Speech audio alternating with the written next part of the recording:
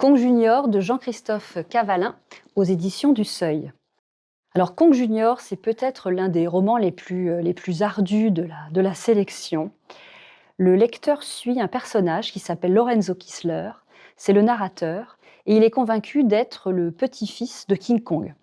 Alors il s'agit du King Kong du film de 1933. Ce personnage, on le suit dans les rues de Venise, lui-même suit un pan. Alors j'expliquerai pas pourquoi il suit ce pan, il y a une raison.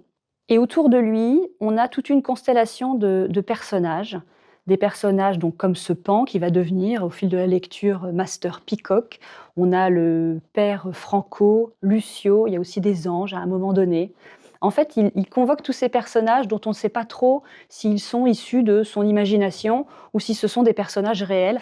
Alors comme je l'ai dit, il chemine dans les rues de Venise. C'est probablement pas un hasard, puisque Venise est une ville qui disparaît, donc il assiste au délitement comme ça de cette ville. Chez ce personnage, en fait, il y a une forme de résistance, parce qu'il s'autorise toutes les inventions. Et on a le sentiment que cet imaginaire foisonnant est salutaire pour lui, et peut-être aussi pour le lecteur. Et en fait, il faut accepter, en tant que lecteur en tout cas, de se perdre avec lui. Voilà, c'est un roman qui vraiment ne ressemble à aucun autre.